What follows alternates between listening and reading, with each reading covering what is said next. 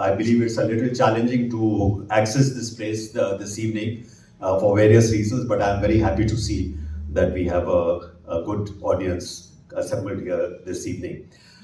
So first of all, I would like to express my very grateful thanks to Arunabha because he has just come back from Belém in Brazil, and so he will be able to give us a blow-by-blow account of why he says it is not binary, because perhaps others have a slightly different viewpoint. But more importantly, Arunabha, I saw that you are a climate envoy for South Asia.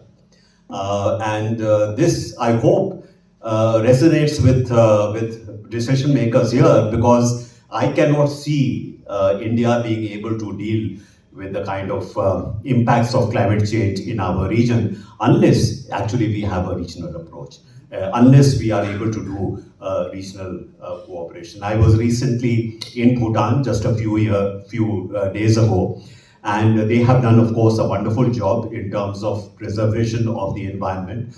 But despite the fact that much of Bhutan is quite pristine, one of the biggest dangers that they are facing is this GLOF, the glacial lake outburst flood.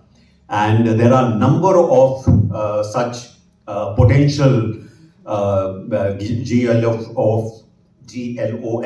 along the Himalayan range, which you can do nothing about unless countries in the region work together. So I do hope that your invitation as a special envoy for South Asia is also reflective of the fact that COP is recognizing that this is a kind of a ecologically integrated whole, and that unless you have some kind of a regional collaboration, quite apart from the global challenges that we are facing, we may not be able to get very far. So I hope you will perhaps address that issue.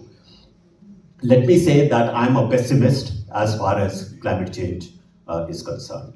And therefore, I think we really need some optimism from our other panelists, because I'm not able to actually come with an optimistic kind of assessment.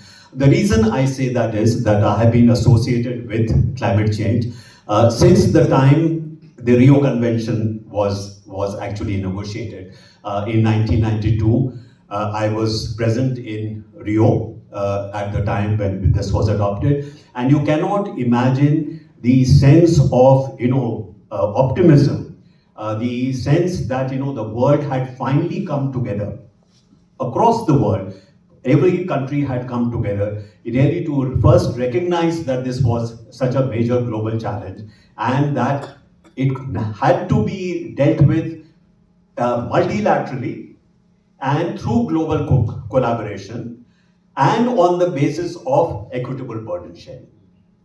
And it was very sad that I became special envoy and chief negotiator for climate change just when the global financial economic crisis hit, 2007, 2008, and the entire picture changed.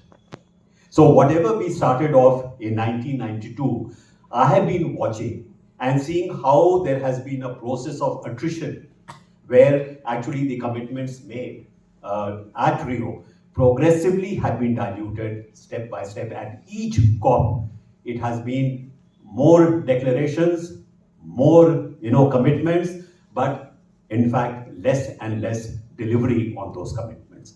So that's the kind of picture that I have. But I'm sure that the last COP, particularly because it was held in Brazil, the same country where the Rio Convention was negotiated, the person who was the head of COP, Ambassador Correa de Lagos, he was also ambassador here in India, very good friend, and he had a very challenging job. But I think they were able to come up with a decision which at least seemed to be somewhat constructive, somewhat forward-looking.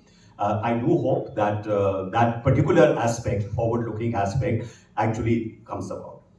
The main thing that I hope Arunabha will address,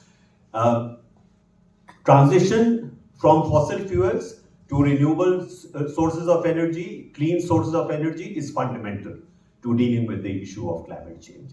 I noticed that that transition that we had agreed upon in Abu Dhabi does not find reflection here, but maybe that's a concession to negotiations. But that is something which we have to perhaps look at. The other is the financing aspect. 300 million by 2030. I doubt whether 300 million will actually become available. There is a roadmap to much more, to 1.3 trillion dollars. I hope that that roadmap will actually be negotiated. But ultimately, it's a question of, yes, there has to be transition, but who pays? It is not a costless transition. There are resources required for that transition. There are difficult, transition issues. There will be a period where fossil fuels will continue to be used in parallel with renewable sources of energy, clean sources of energy. How do we manage that transition? Because you saw that when Ukraine crisis took place and there was a energy, crisis because of that, how quickly many of the great champions of climate change actually went back to fossil fuels. So this transition also is a very difficult transition to handle, and those challenges we are facing here in India as well. So with those words, I will now call on Arunabha to give us his impressions of this very important climate summit, and then the other very distinguished panelists who are here, some of the people whom I have worked together during my time as climate envoy, particularly Ajay, who was very instrumental in helping us with both the energy efficiency mission, but also the solar mission. I think we have a good story to tell here in India, the story which is not perhaps being told as well as it should. And today I would make the last point, that be very careful of once again being put there as the chief culprit going forward as far as climate change is concerned. This is what I find is already happening. Some of the envoys here, where we were talking about climate change, said very clearly that if India does not actually reduce its emissions, the world is going to get fried.